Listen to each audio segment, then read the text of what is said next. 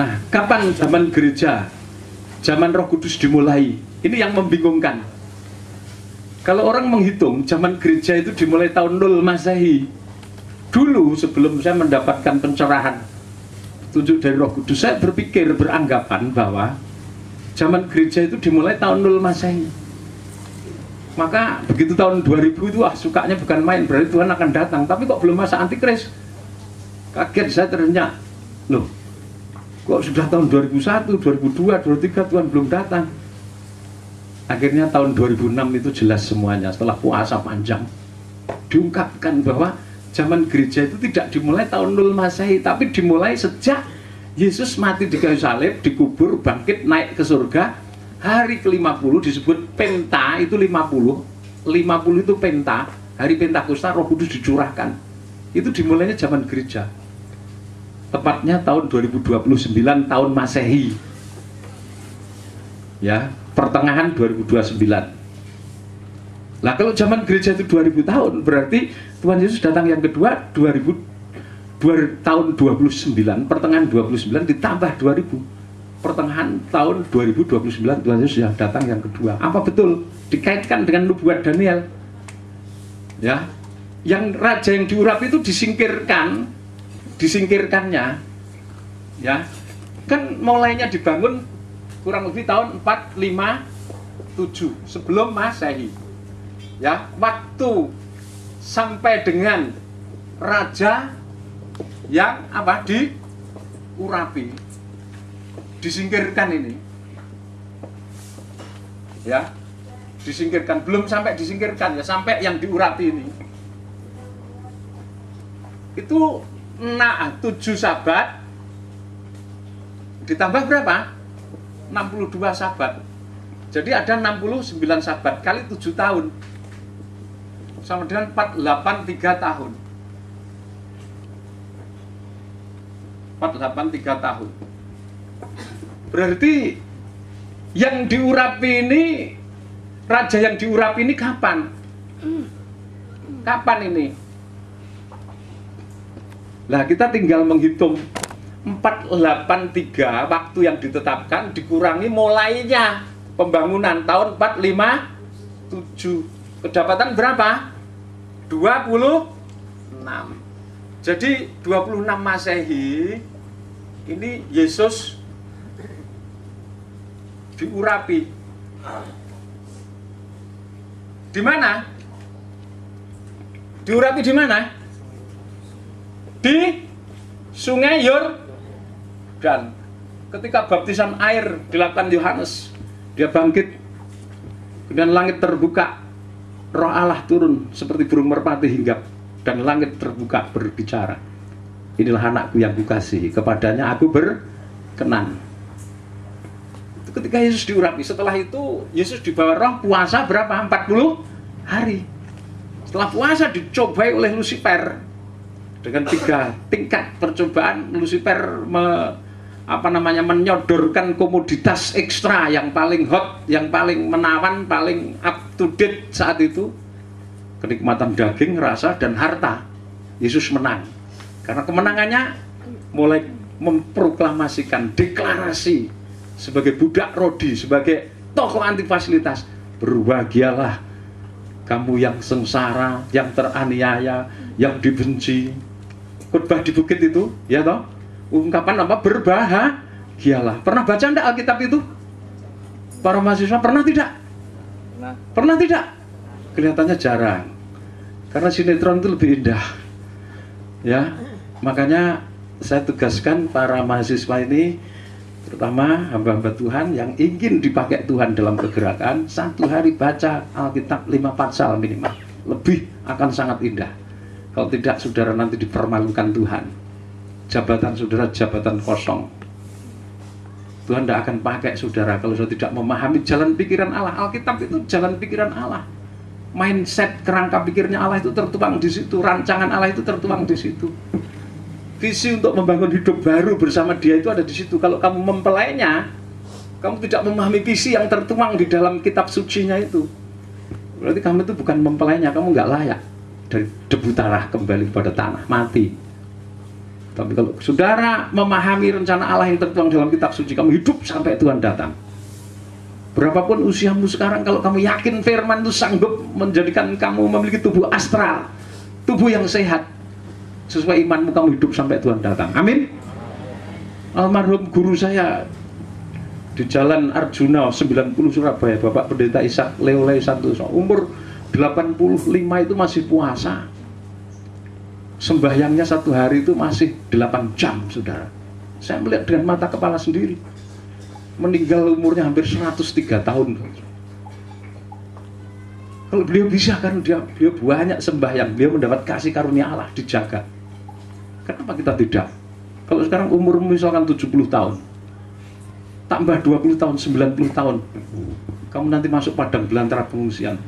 Enggak usah sampai 70 tahun. Sekarang 4 tahun 8 bulan. 8 bulan. Ditambah 7 tahun panen raya. Kemudian setelah 7 tahun panen raya ditambah 2 tahun masa apa? Penyucian bangsa kafir. Berapa tahun ini? Hah? 4, 7, 11 ya? 11, 12, 13 tahun 8 bulan. Sekarang umurmu 70, 83 tahun 8 bulan. Ini jaminan tidak akan mati. Setelah pentahbisan keberapa? Pentahbisan ketiga, pentahbisan kegerakan kuda putih. Berakhirnya Wahyu pasal 5 itu kan 2 tahun. Ya toh? Kamu ditahbis menjadi pelaku gerakan kuda putih, kamu sudah dijamin saat itu tidak akan mati. Itulah kegenapan nubuat Mazmur 91 digenapi, 1000 mati dikirimmu sembuhkan, kamu nggak akan mati di sini. Tapi masih ada 4 tahun 8 bulan kamu berjuang, buat kamu tetap sehat. 7 tahun panen raya kamu harus sehat. Setelah masuk kelaparan besar, ini sudah masuk kelaparan besar toh. Kelaparan apa? Besar. Berlaku 2 tahun untuk penyucian bangsa kafir. Bangsa kafir disucikan, jumlahnya genap, ditahbis. Di situ anakmu, kamu, istrimu, siapapun tidak akan mati lagi sampai Tuhan datang, dijamin. Jadi kamu bertahan 13 tahun 8 bulan. Kalau sekarang umurmu 70 berarti 83 tahun. Apa kamu kira-kira nggak mampu? Bapak-bapak yang sudah 70 tahun, apalagi kalau kamu 60 tahun, ya 60 ditambah 13, 73, masa kamu nggak? Pak Kemat berapa sekarang? 68. Wah, masih seperti Noroyono nanti saat apa namanya ditahbis itu. Coba di sini siapa yang paling sepuh usianya, yang di atas 70? Pak siapa namanya? Suprapto. Ibu Suprapto. Saat menikah Yosua pinten Ibu? 81 tambah 13 tahun 94. Kalau mendapat kasih karunia Allah seperti Yosua yang mengatakan, seperti Kaleb, sekalipun usiaku sekarang 95 tahun, tapi aku tetap kokoh seperti ketika aku berusia berapa? 40 tahun. Dalam usia 90 tahun dia meminta bagian tanah warisan Kanaan, Kaleb itu, kepada Yosua. Usianya waktu itu 95 tahun, tapi kekuatannya seperti orang yang baru 40 tahun. Karena roh Allah, karena firman Allah itu mampu mencipta. Saudara jangan minder. Wah, saya tidak mungkin. Bagi Allah itu tidak ada perkara mustahil. Amin. Allah itu serba bisa. Asal kita dengan segala kerendahan hati meyakini. 13 tahun 8 bulan, kalau kamu semakin dekat firman, hatimu ada sukacita roh, ada damai sejahtera. Hati yang gembira itu obat yang mujarab. Amin. Amin. Hati yang gembira itu obat yang mujarab. Luar biasa. Nah saudara, jadi Yesus itu diurapi tahun 26. Kemudian ditambah pelayanannya berapa tahun?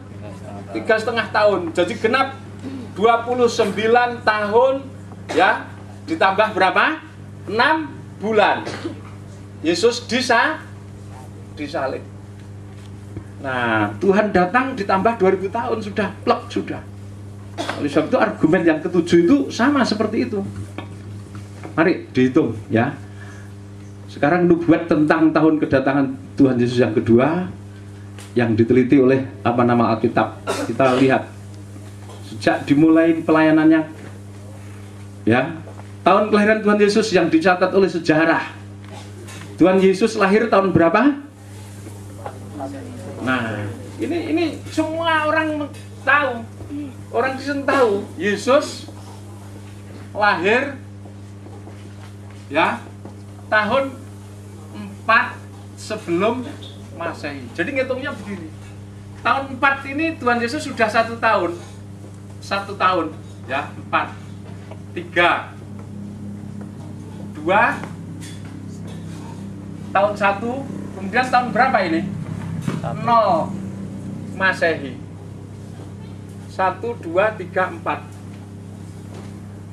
Bersamaan genap disebutkan tahun 4 itu, Herodes Agung yang mau membunuh Tuhan itu mati. Kemudian dia punya anak, Herodes Agripa, Arkelaus, sama Filipus, mewarisi kerajaan Yerusalem, Yehuda, kemudian seberang Galilea. Ya, Herodes Agripa itu yang membunuh bayi-bayi di Bethlehem itu. Jadi Tuhan Yesus itu lahir tahun 04, tetapi tidak disebutkan 04 itu kan dimulainya dari sini. Ya toh, dimulainya dari 05. Januari, Februari, Maret, April, Mei lah. Pokoknya sampai di sini Tuhan Yesus umurnya hampir kurang lebih. Saya tidak mau mengatakan akuratnya hari jamnya nanti. Dinone apa Selasa Wage. Nanti dianggap klenik, saya dianggap sesat malahan, ya toh. Jadi Tuhan Yesus itu lahir tahun 4 sebelum Masehi. Masuk tahun Masehi itu umur Tuhan Yesus sudah 4 tahun. Nah, saat itu Herodes Agung Bapak, Herodes Antipas, ya, itu menjadi raja di Galilea. Terus satu lagi adiknya Arkelaus itu menjadi penguasa Yudea. Nantinya diganti Pontius Pilatus, itu Arkelaus. Kemudian Filipus itu adiknya Herodes Agripa, menguasai laut Galilea. Dia punya istri namanya Herodias, keturunan Imam Hasmoni. Imam Hasmoni itu Lewi. Ya, kenapa sekalipun itu istrinya adiknya, Herodes Agripa merebut istrinya adiknya, ya, dijadikan istrinya karena Herodes ingin disebut raja dan Mesias dengan menikahi Herodias keturunan Imam Hasmoni. Ya, dia ingin disebut raja dan Mesias oleh seluruh orang Yehuda, Yudea. Makanya direbut. Kasus ini diketahui oleh Yohanes Pembaptis, dia dikritik. Bisa itu ketika dikritik nikahnya, marah, ulang tahun anaknya Herodias yang bernama Salome, dia minta hadiah. Ketika ditanya sama Herodes, minta apa? Kepalanya Yohanes. Nah, itu kisahnya seperti itu. Jadi dia dikritik, dikoreksi nikahnya. Nah, Alkitab juga mencatat bahwa Tuhan Yesus itu mulai dibaptis, diurapi, mulai melayani ketika berusia berapa? 30 tahun. Ya, mari dibaca. Lukas pasal 3. Dipateni itu peteng, baca sudah tua ndak ketok, merkengkong diurip niki koyok panas banget. Ya sudah, yang baca saudara saja. Lukas pasal 3 ayat yang ke-23, baca ya. Lukas 3 ayat 23, mari. Saya minta tolong dibacakan yang keras sekali. Mari, siapa yang bisa membaca yang keras sekali? Pak Kemat boleh? Ya. Yang keras ya.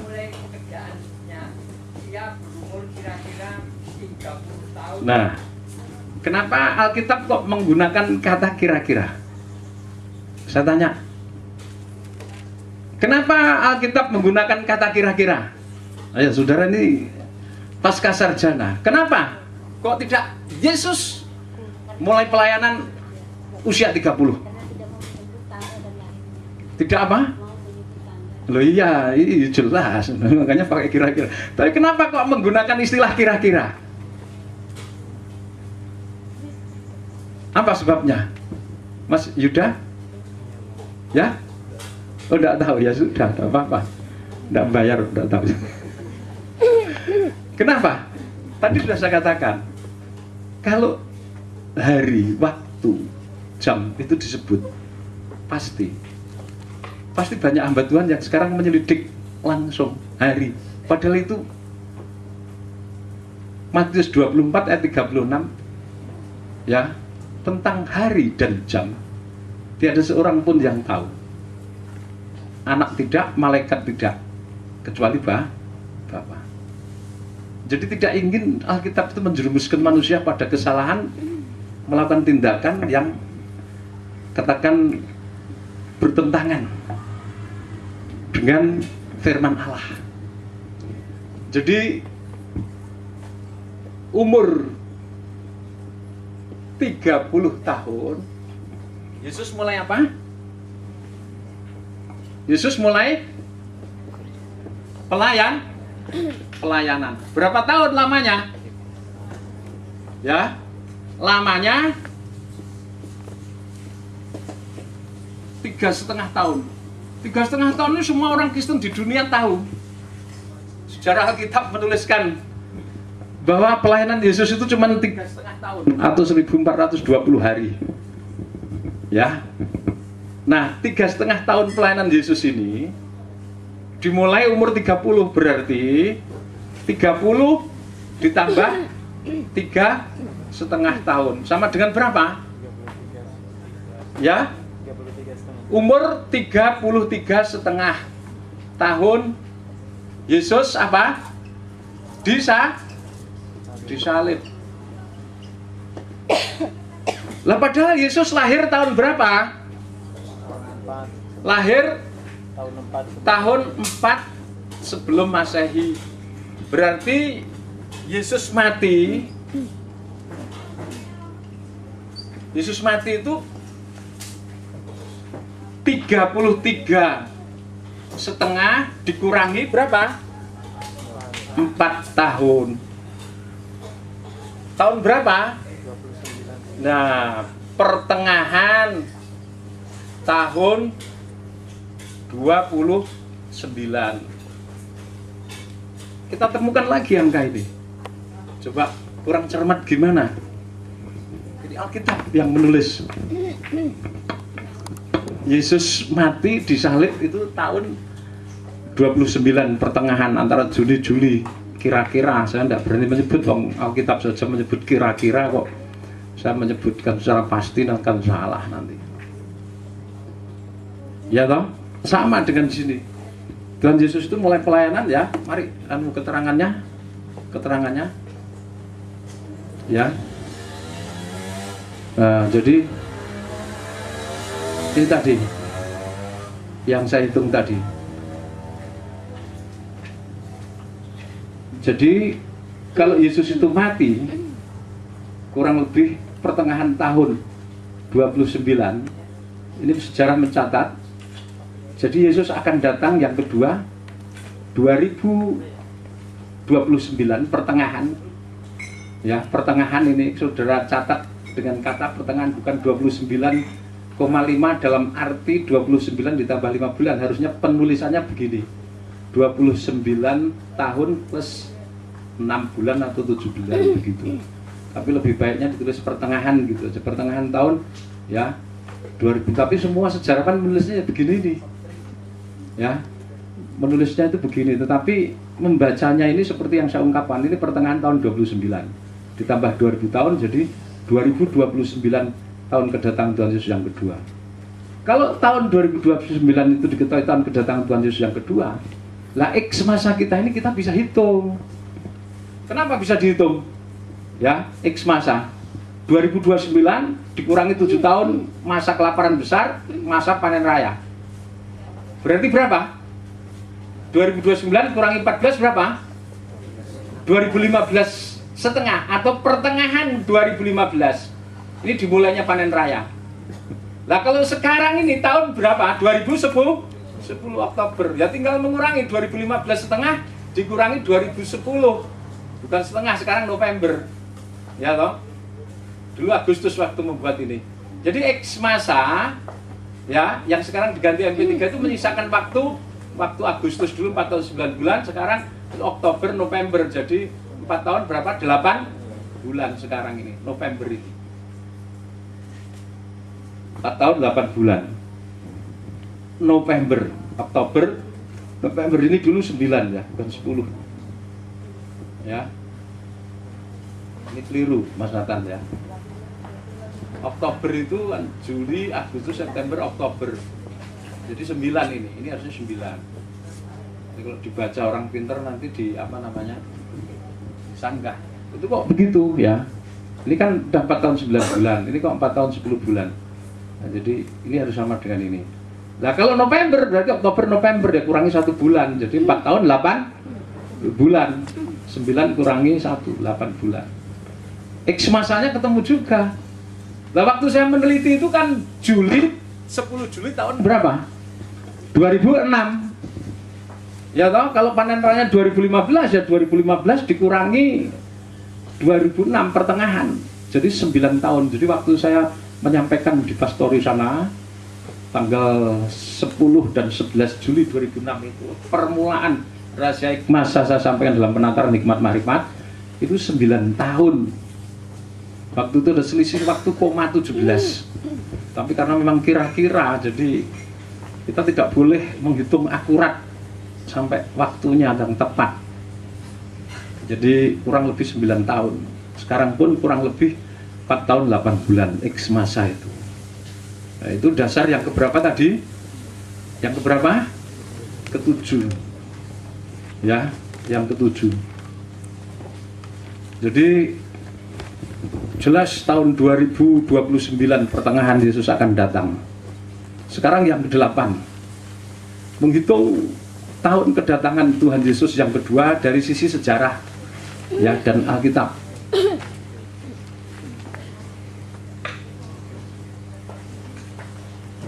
Ya.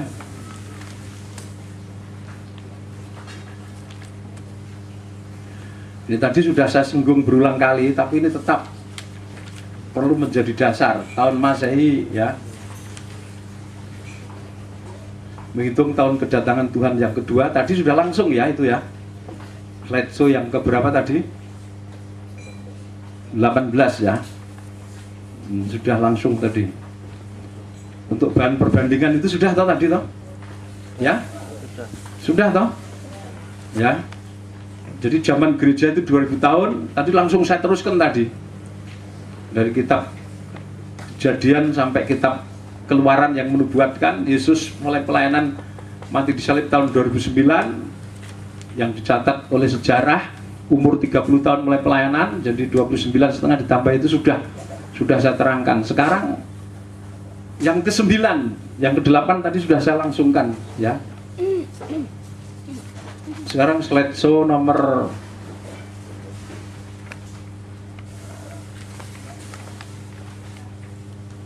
halaman 10. Karena ini diperbarui jadi tidak sama dengan apa namanya buku saya ya. Tahun Masehi dijadikan tahun Alkitab atau tahun Yahudi. Slideshow 19 Mas Nathan ya. Nah, ini argumen yang ke-9. Sudah lihat ya. Sudah lihat di sini. Tahun Masehi dijadikan tahun Yahudi. Berpatokan pada Wahyu 11 ayat 3. Tahun Alkitab itu 1 tahunnya 360 hari. 3,5 tahun itu sama dengan 1260 hari atau 42 bulan. Wahyu 12 ayat 6 dan ayat yang keempat ya. Wahyu pasal 13 ayat 5. Alkitab menggunakan tahun Yahudi 1 tahun 360 hari. Sedangkan saat ini yang berlaku adalah tahun Masehi. 1 tahun Masehi, kita lihat buku saudara juga ada di situ, halaman 10. 1 tahun Masehi itu 360 hari, 365. 4 tahun sekali, jumlahnya 366 tambah 1 hari. Ini istilahnya disebut tahun apa? Kabisat. 1 tahun Masehi kalau dibuat rata-rata 365 seperempat hari. 2000 tahun Masehi sama dengan 2000 kali 365 seperempat. Jadi 2000 tahun Masehi ini nanti yang akan kita lihat apa namanya, kita jadikan tahun Yahudi, ada selisih angka berapa kalau manut tahun ini. Harusnya kalau tahun Masehi kan ini sudah datang gitu loh. Tapi karena ada selisih perbedaan, maka datangnya maju. 2000 tahun kali 365 seperempat sama 730.500 hari. Jumlah 2000 tahun Masehi yang dijadikan hari menjadi 730.500 hari ini dijadikan tahun Yahudi atau tahun Israel. Berarti 730.500 hari dibagi berapa? 360 ini tahun apa? Israel. Ketemu 2029,17. 2029,17 itu dibulatkan koma 2. Nah, kalau koma 2, 12 dibagi 10 1,2. 1,2 kali 2, 2,4. 2,5 bulan, kurang lebih bulan 3, bulan 4. Kurang lebih ada selisih sedikit waktunya kedatangan Tuhan kalau dihitung dengan ini. Saat kedatangan Yesus yang kedua adalah tahun 2029,17 atau koma 2. Tapi tadi kita mencatat pertengahan. Jadi kalau dijadikan tahun pun sudah mendekati, bukan diambang lagi, tapi sudah apa, masuk. Paham sudah? Sudah masuk. Karena apa? Kalau kita menghitung patokan ini, ya ini sudah datang. Tapi karena ada selisih waktu, berarti ini harus nambah. Nah, nambahnya itu ini. Ya, 29. 2029,17. 29,17. Ini tahun Masehi dijadikan tahun Yahudi. Sekarang yang ke-10. Ya, yang ke-10.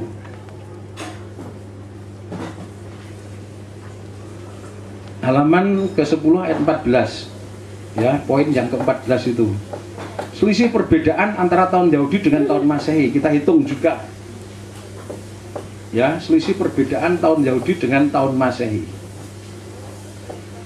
Nah, sudah lihat. Selisih perbedaan antara tahun Yahudi dengan tahun Masehi ini argumen yang ke-10 ini. Tahun Yahudi 360, tahun Masehi 365 seperempat. 2000 tahun Yahudi, 2000 kali 360. Kedapatan jumlah, kalau 2000 tahun Yahudi itu 720.000 hari.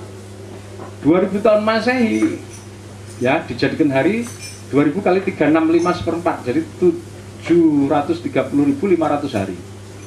Ya, jadi selisih tahun Masehi dengan tahun Yahudi selama 2000 tahun adalah 730.500 hari dikurangi 720.000 hari. Selisihnya 10.500 hari antara tahun Yahudi dan Masehi. Jumlah ini kita jadikan tahun Yahudi. Kalau tahun Masehi tahun 2000 datang Tuhan, tapi ada selisih jumlah antara tahun Yahudi dan Masehi. Kita hitung 10.500 hari dijadikan tahun Yahudi. Jadi 10.500 dibagi 360 sama dengan 29,17. Tahun Masehi dijadikan Yahudi 2000 tahun plus 2917.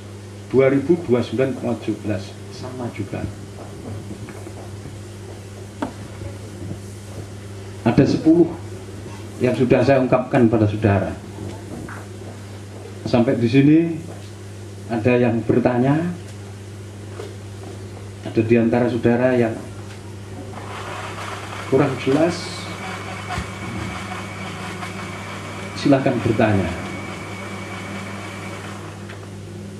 Ya, besok kita akan masuk halaman 12 kitab Wahyu itu. Nah, saudara, 10 argumen itu bersumber dari kitab suci dan sejarah. Sejarah yang adalah ilmu pengetahuan yang dicatat oleh manusia. Ya. Dan ini juga sesuai petunjuk yang saya terima dalam Dewan Musyawarah.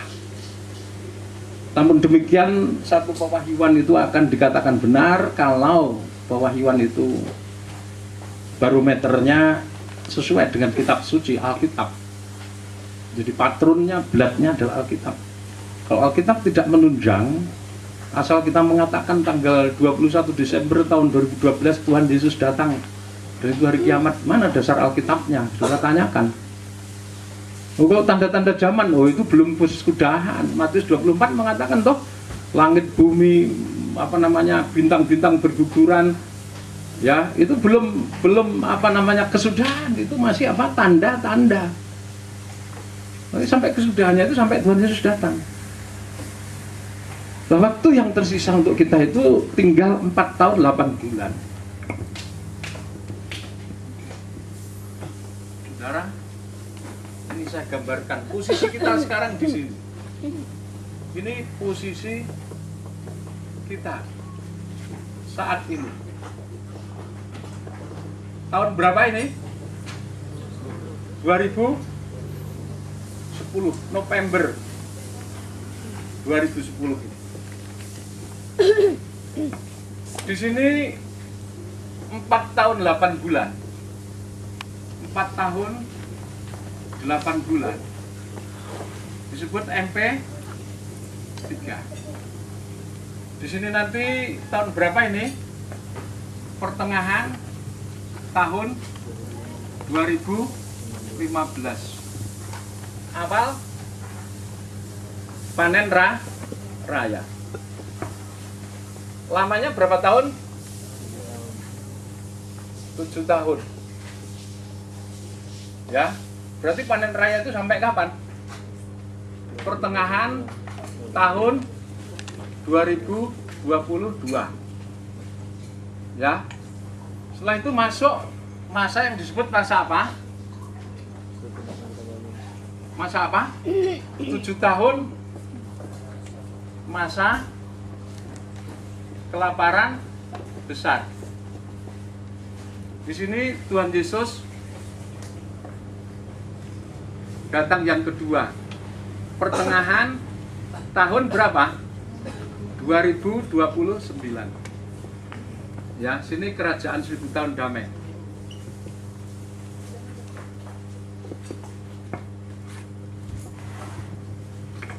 Nah, saya beritahukan saudara, 4 tahun 8 bulan sampai sekarang ini kita baru menjalani agenda nomor berapa coba? Agenda nomor berapa? Nomor 4. Terus agenda nomor berapa lagi? 6. Ya toh? Kemudian 2009 agenda nomor 2. Tahun 2010 agenda nomor 3, pemurnian. Jadi sekarang ini sedang klimaks dahsyatnya pemurnian, penyucian yang harus terjadi. Menyucikan keangkuhanmu, kesombonganmu, kecongkaanmu yang menjadikan kamu gagal, yang menjadikan kamu hancur. Karena apa?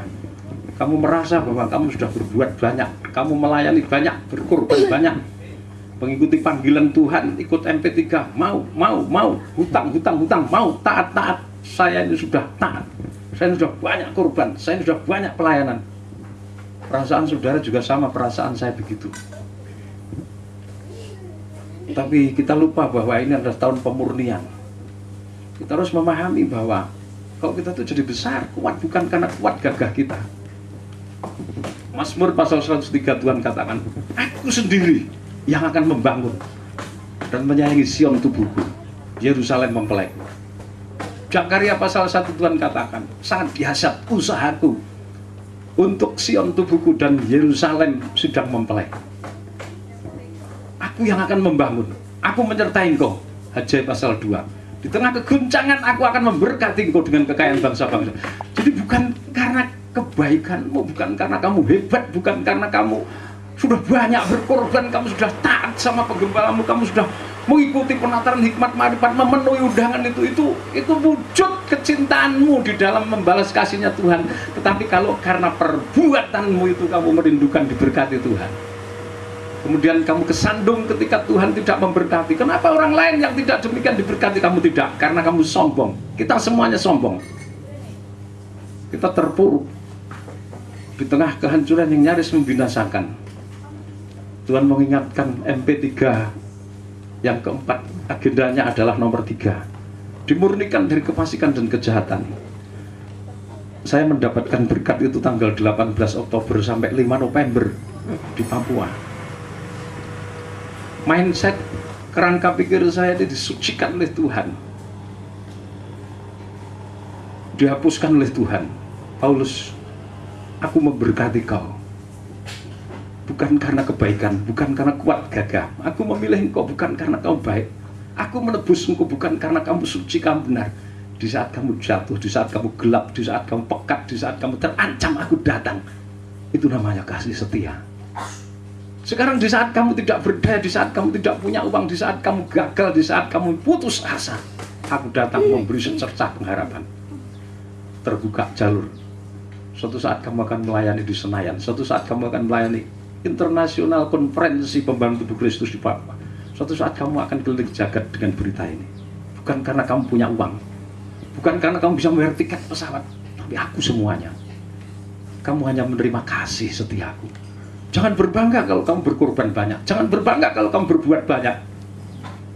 Roma pasal 9, 2 Korintus pasal yang ke-15. Semua perbuatanmu akan menjadikan kamu kesandung, karena bukan itu yang aku kehendaki. Melainkan kalau aku memberkati kamu, aku menjadikan kamu berhasil, itu karena aku baik. Kasih setiaku padamu kekal selamanya. Kasih setiaku yang menjadikan kau makan kenyang. Mazmur pasal 36 mengatakan, kasih setiaku yang menjadikan kau nanti memiliki jabatan. Kasih setiaku yang menjadikan kau memiliki segalanya dan berkelimpahan. Kasih setiaku sudah ada sejak zaman purbakala. Jadi sudah dipilih masuk hierarki itu bukan karena saudara baik, bukan karena saudara hebat. Kerangka pikir itu harus diubah. Kalau kita sudah dikasih Tuhan, ditebus, diberkati, kita mendekat, kita menaklukkan diri, kita memenuhi undangan Tuhan karena kasih setia Tuhan, bukan karena kita hebat dipilih. Kamu diberi hikmat marifat karena kamu harus melayani Tuhan, kamu harus dilengkapi oleh Tuhan untuk membalas kasih setianya. Sekalipun kita tidak mungkin bisa membalas sampai kapanpun, tetapi sebagai bukti bahwa kita dikasih Allah dan kita mengasihi Allah. Itulah lingkaran hikmat marifat, dikasih Allah dan mengasihi Allah.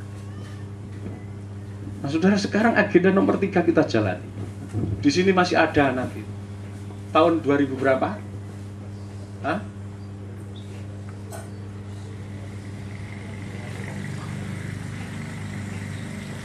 1, 2, 3, 4 kurang bagi 5.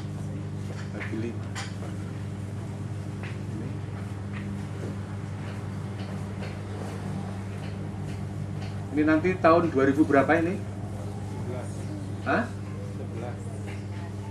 11. 2010 ini 2011. Ini 2012. Ini 2013, 2014, dan ini 2015. Pertanyaan. Ini sudah ada agendanya. Agenda nomor berapa? Nomor 1, salib. Wah, sudah jangan takut. Agendanya memikul salib lagi, sudah jangan takut. Nanti jangan-jangan salib itu jalan untuk meraih kemenangan. Bukti kasihnya Tuhan. Kalau nyawanya diberikan, masakan semuanya tidak diberikan sama kita. Asal pola pikir kita benar. Kalau pola pikir kita salah, kita tidak akan diberkati. Salib itu jalan untuk kemenangan. Kemudian 2012 agendanya apa nanti? Agenda nomor 5, adaptasi dengan dunia yang semakin dahsyat di Pamungkas. Lah, nanti hampir 2 tahun 8 bulan ini ada berapa agenda ini? 4 agenda. Berarti luar biasa cepatnya. Dan ingat, dalam waktu ini di sini 400 berapa? 568 personil ya, hierarki tubuh Kristus harus sudah apa? Sudah terwujud.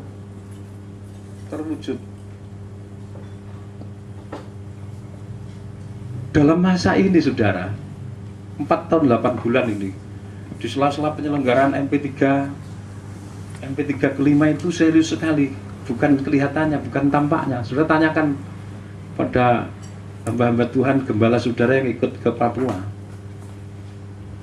sangat serius sekali Ridwan, panitia Go PBB dan para hamba-hamba Tuhan di Papua untuk MP3 kelima itu diselenggarakan di mana? Di Papua. Saudara mulai sekarang kalau pengen ikut ya mulai nyalangi, tinggal pilih naik kapal apa naik apa? Pesawat. Kalau naik kapal di perjalanannya PP 10 hari. Waktu tunggunya kapal di sana cuma Senin sama Jumat. Jadi kalau tidak dapat tiket Senin ya misalkan Selasa selesai ya Jumat. Berarti paling tidak waktu di perjalanan 15 hari begitu. Ya toh? Terus di sana 7 hari, 15 tambah 7. Paling tidak sudah ada cadangan cuti berapa? 3 minggu. Kalau naik pesawat ya berangkat dari sini jam 5 sore sampai sana, total perjalanan sampai sana sekitar jam berapa? Setengah 8 pagi. Ya, setengah 8 pagi ya waktu setempat. Ya, jadi cukup lama karena transit segala. Belum kalau di delay pesawatnya. Dari sini Jakarta sekitar 50 menit. Dan di Jakarta ini transitnya itu lama, 3 jam. Sampai Jakarta jam 6 misalkan, pesawat dari sini jam 5, Jakarta jam 6 atau setengah 7, pesawatnya ke Papua nanti jam berapa? Jam 11. Jadi makan minum dulu sampai kenyang di Jakarta. Setelah itu baru berangkat dari Jakarta jam 11 sampai ujung pandang 2 jam. Transit di ujung pandang cuma sekitar 30 menit ya. 30 menit. Nanti terbang lagi antara 4 jam, 4 jam setengah. Tergantung pilotnya, kalau pilotnya hebat, pemberani ya 4 jam. Cepat bisa lebih, tapi kalau enggak ya sampai sana sudah setengah 8 pagi. Ya, besok misalkan baru mulai MP3. Jadi MP3-nya seminggu ya paling tidak 10 hari, 12 hari lah, 2 minggu cutinya kalau naik pesawat. Lah kalau biayanya suruh membiayai kita,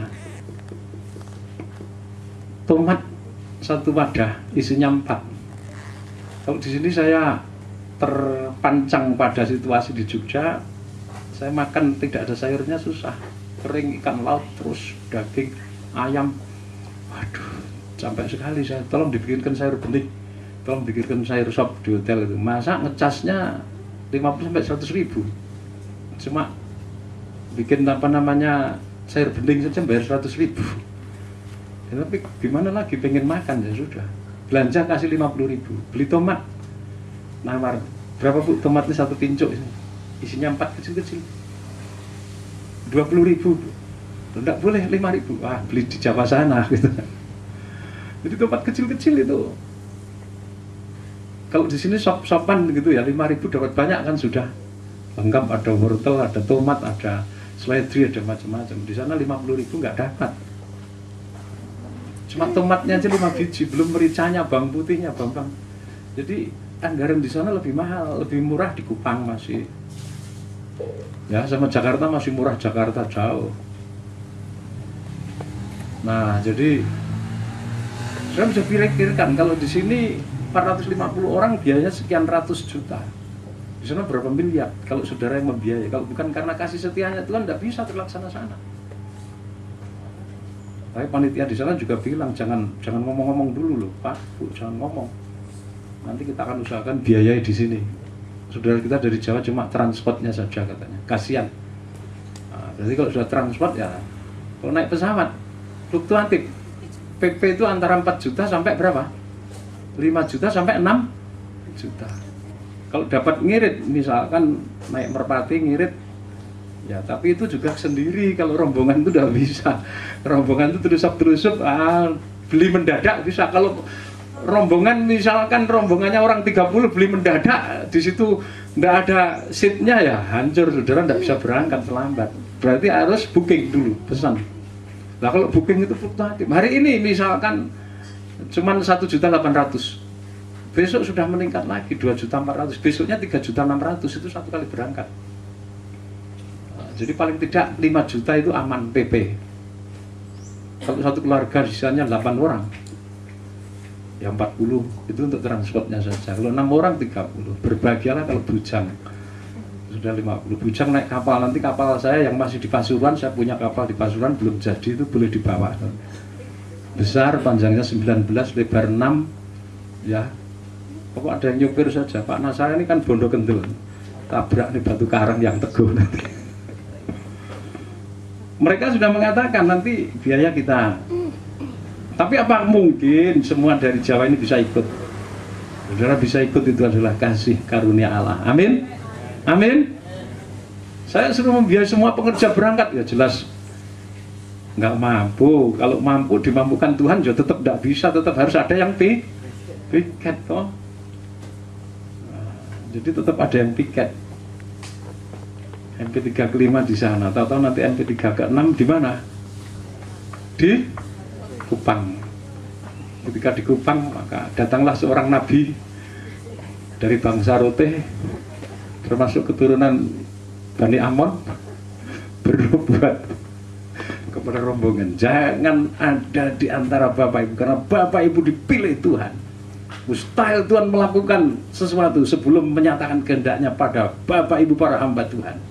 Namun demikian ada di antara Bapak Ibu ini yang berkhianat, meninggalkan tim untuk kepentingan dagingnya sendiri, mencari kesenangan sendiri, bernostalgia dengan keluarga dan begini. Dalam nama Yesus Tuhan mencela. Pak Andre yang di situ, ya Pak Andre ya. Bukan saya Pak, bukan saya. Lah siapa yang pamit ada?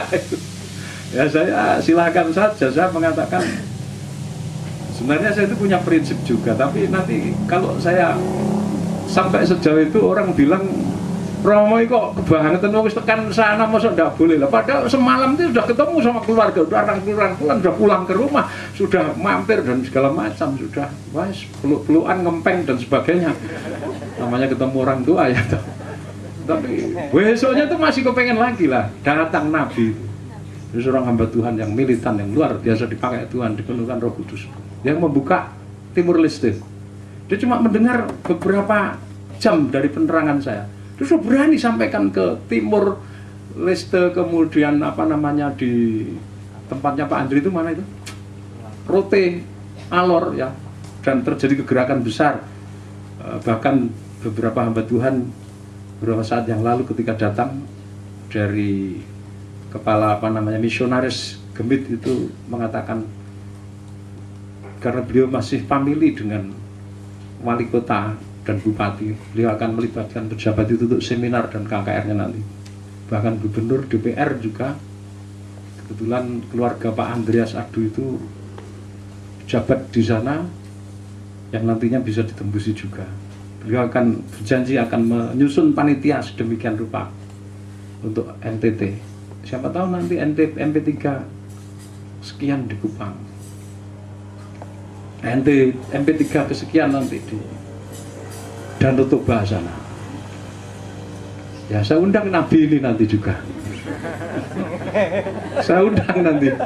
Ya supaya nanti sebelum saudara nanti berangkat sana bernubuat dulu.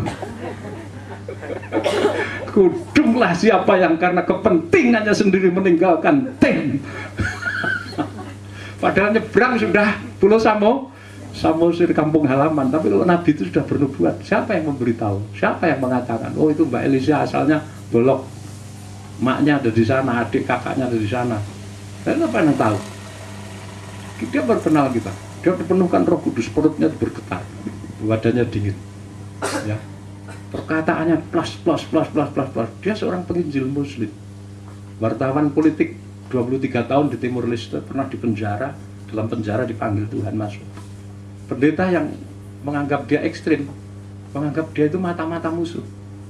Tapi saya katakan, Tuhan berbicara, jadikan dia alatku untuk kelak menuai dari bangsa-bangsa non-Kristen masuk panen raya. Ketemu nggak sampai 2 jam ya Pak Yohanes ya, sudah menyatakan ini saya akan berguru sama Romo. Pengajaran ini luar biasa seumur hidup saya, dan berani memberitakan itu ya. Nanti kita akan dipertemukan, saudara, dengan orang-orang yang sedemikian. Bukan ekstrim, tapi militan, loyal, kuat di dalam firman. Ada seorang penginjil, ya, namanya Pak John Pelokila. Itu juga dari polisi, perwira polisi, bertobat.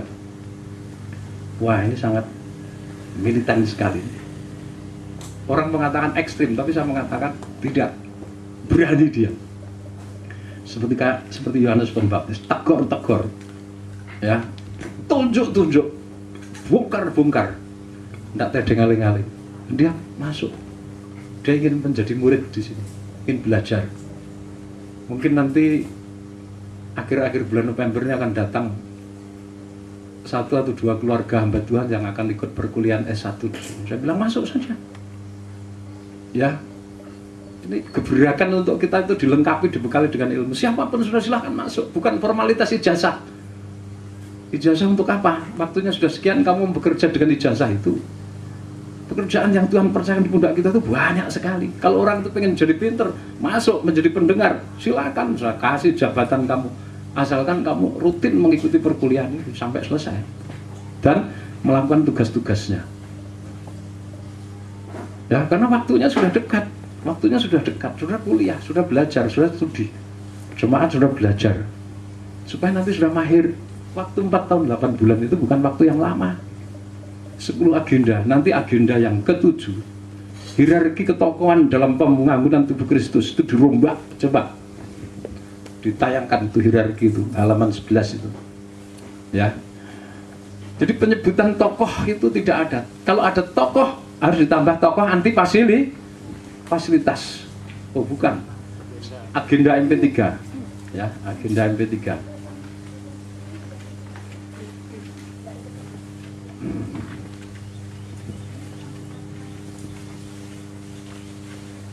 Nah, jadi ini semua sudah meningkatkan kemarifat 2009, ya, dimurnikan ini 2010, 2011 menyatu dengan salib.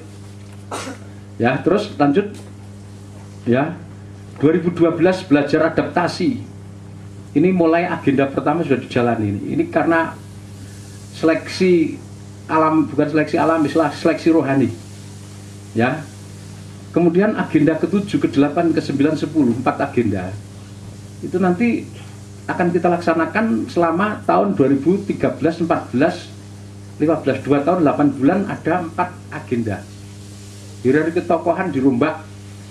Tidak ada tokoh, kita semua debu abu, kita adalah budak rodi. Makanya mulai sekarang saya sudah mengatakan kita itu semuanya itu yang masuk hierarki itu budak-budak rodi.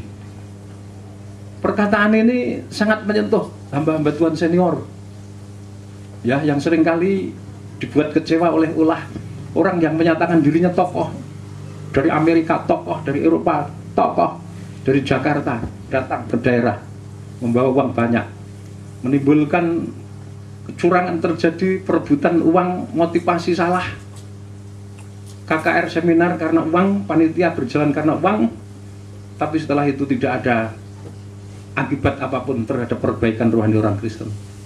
Tokoh-tokoh senior itu kecewa, makanya dengan membaca agenda itu, tokoh-tokoh itu menyatakan, saya sangat sepakat penyebutan hamba-hamba Tuhan itu adalah budak-budak rodi. Kita semuanya adalah budak-budak, hamba-hamba. Ya. Yang ke-8 sebagai budak rodi kita mempunyai perasaan sayang, kasihan terhadap batu-batu dan debunya reruntuhan bait suci, diwujudkan dengan mulai aktif menunaikan syafaat. Jadi nanti kita akan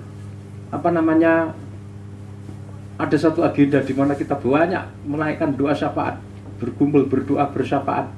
Mulai ingat, saudara, ingat orang tuamu yang belum selamat, ingat adik kakakmu yang masih belum selamat. Bagaimana janji firman? Jikalau satu orang diselamatkan, semuanya akan dijangkau. Tapi betapa tragisnya, banyak orang Kristen, banyak hamba Tuhan, dia menerima karya keselamatan Allah ini sebagai kasih setia Allah, tapi keluarganya masih seperti tembok reruntuhan yang sama sekali belum tersentuh firman. Sampai di mana tanggung jawab saudara? Saudara nanti akan ditegur oleh Tuhan pada saat agenda ini. Saudara akan menangis, mencucurkan air mata kalau sudah mengingat orang tuamu, bapak ibumu, keluargamu, adik kakakmu yang masih ya, jauh dari rencana Tuhan. Lebih lagi kita akan ingat saudara-saudara kita yang belum menerima pengajaran ini, sehingga jiwa damai, jiwa kesatuan, jiwa kerukunan itu nanti akan tampak luar biasa. Betapa budak-budak Rodi itu budak Rodi yang merindukan kerukunan, semua keluarga sanak famili yang tercerai-berai disatukan. Jangan malah yang sudah masuk dicerai-beraikan oleh ulah-ulah serigala, karakter-karakter serigala. Ya, yang selalu membuat perpecahan, caci maki, umpatan. Saudara nanti akan dilibas oleh agenda ini. Kalau tidak bertobat, ada saatnya.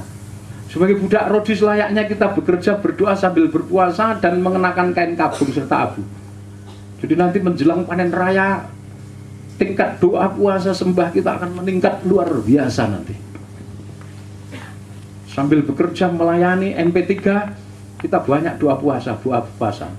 Dan agenda yang 10, sebagai budak Rodi kita harus tetap untuk ditambah hikmat dan makrifat, yaitu makrifat doa Bapa kami. Kenapa? Kunci makrifat doa Bapa kami ini mencakup segala hal yang menjadi kebutuhan hidup kita. Kalau dulu ada kunci 1, 2, 3, 4, 5, 6, 7 sebagai dasar, ada kunci untuk ini panembung dan lain-lain.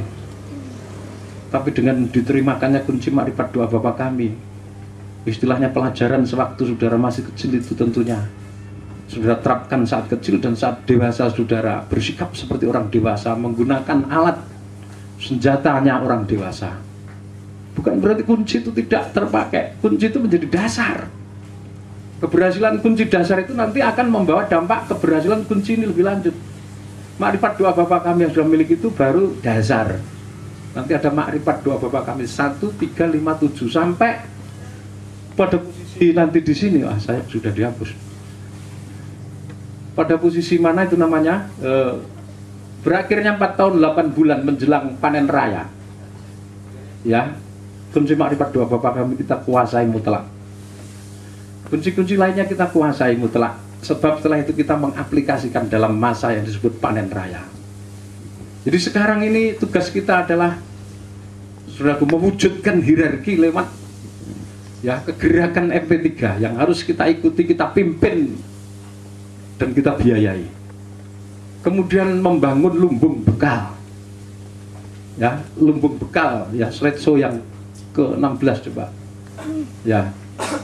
Jadi ini terwujudnya hierarki organisme tubuh Kristus. Sebagai utusan-utusan yang visioner, anggota inti tim 568 personil, kita punya tugas ya, membangun lumbung bekal. Harus selesai, bukan pondasi lagi tetapi lumbung bekal. Lumbung bekal dalam pengertian jasmani gereja, dalam pengertian rohani adalah hidup yang siap menerima kuasa Allah dan berkat kekayaan Allah. Memiliki 7 perkara: kuasa, kekuatan, hikmat, makrifat Allah, kemuliaan Allah, kekayaan Allah, hormat dan pujian. 3 hal ini kita wujudkan dalam 4 tahun 8 bulan. Ya, sasaran pokok bagi kita yang hidup pada akhir zaman jelas, membangun kerajaan surga di bumi. Itulah gereja sebagai organisme tubuh Kristus yang Esa sedang mempelai perempuan Tuhan. Siapa pelakunya? Kita sudah tahu. Orang-orang yang masuk tim atau masuk panitia inti jumlahnya 568. Malaikat sang surya 70 penatua, 490 penghulu. Ditambah pemimpinnya yang sekarang sudah terrekrut, terjaring 41 personil. Itu nanti yang menjadi pelaksana. Kapan waktunya? Tuhan sudah menunjukkan waktunya. MP3 kita tinggal 4 tahun 8 bulan. Sampai pertengahan 2015 kita masuk panen raya, lamanya 7 tahun. Sampai pertengahan 22. Setelah itu masuk kenyataan pembangunan kerajaan surga di bumi, pembangunan tubuh Kristus, yaitu menyatunya gereja bangsa kafir dan Israel. Wahyu pasal 1 sampai 19 yang disebut masa kelaparan besar. 7 tahun sampai pertengahan tahun 29 Tuhan datang yang kedua.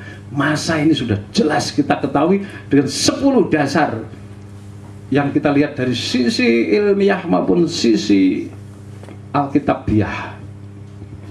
Kalau ada orang yang menyangkali dan lain-lain, saya siap ya share untuk mencari kebenaran. Siapapun, profesor, doktor dari manapun, asal mereka percaya Alkitab. Kalau mereka tidak percaya Alkitab, tidak usah bicara. Amin. Amin. Saudara jangan berbantah-bantah dengan orang yang tidak percaya sama Alkitab. Itu nanti perbantahan yang paham, yang sia-sia, membawa kepada malapetaka, musibah. Ya, seperti itu, seperti penyakit kanker namanya, kata Rasul Paulus. Tidak usah dilayan. Tapi kalau dia percaya Alkitab, siapapun dia, ayo kita baca kitab suci kita. Ya, kalau hierarki sudah ada, SDM-nya sudah ada, maka sumber daya lain kita harus perhatikan. Sebagai bukti kasih karunia Allah yang kita terima, kita mengupayakan untuk dipinjami kuasa Allah, wujudnya hikmat, makrifat, dan kemuliaan hadiratnya.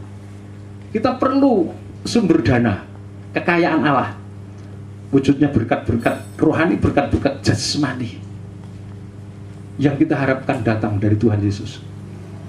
Tuhan memberkati sesuai kasih setianya pada kita. Amin. Bukan karena kita baik, bukan karena kita gagah, bukan karena kita hebat, bukan karena pengorbanan banyak, bukan karena kamu setia. Hebat, penuh hikmat, makrifat, setia, penuh Roh Kudus. Itu langkah lanjut setelah merasakan kasih setia Allah. Sebagai wujud bahwa kau mengasihi Allah, kau menaklukkan diri kepada Allah, siap diutus, siap dipakai, siap diajak bekerja sama, bahkan siap melakukan pekerjaan apapun demi Sang Maha Kepala, Tuhan Yesus. Siap memuliakan Allah dengan harta, siap memuliakan Allah dengan hidup, dengan nyawa kita ini. Amin. Amin. Jadi sumber dana itu akan kita peroleh bukan karena kamu hebat, bukan karena kamu pengalaman, tapi Tuhan mengaruniakan kepada saudara yang merasa gagal, yang merasa tidak berdaya, yang merasa hancur di hadapan Tuhan, yang merasa tidak mampu, yang luluh lantak di hadapan Tuhan. Saudara akan dilawat, diberkati. Ada yang 30, ada yang 60 kali, ada yang 100, ada yang 1000 kali. Amin. Semoga Tuhan memberkati saudara sekalian. Kita nanti jam 6:15 ya, sudah akan ada ibadah pendaftaran di sini ya. Nanti ada perjamuan suci. Mohon panitia mengatur perlukah pakai bangku atau tidak. Kalau pakai bangku ini tidak cukup ya, sebaiknya bangku disingkirkan, ditambah kursi sewa 50 atau berapa, secukupnya diatur. Terus nanti Pak Diro, Pak Yohanes koordinasi siapa yang mimpin pujian, sederhana saja, pakai gitar, tidak usah pakai keyboard ya, pakai gitar, tepuk tangan biasa, 2-3 lagu, tidak terlalu banyak, seperti layaknya kalau mau seminar ya. Jadi tidak usah 1 jam seperti di Papua 1,5 jam, tapi cukup 2-3 maksimal 4 lagu, kemudian masuk firman. Amin ya. Sore nanti kita mulai pukul 18 tepat, jadi sebelumnya sudah mempersiapkan diri.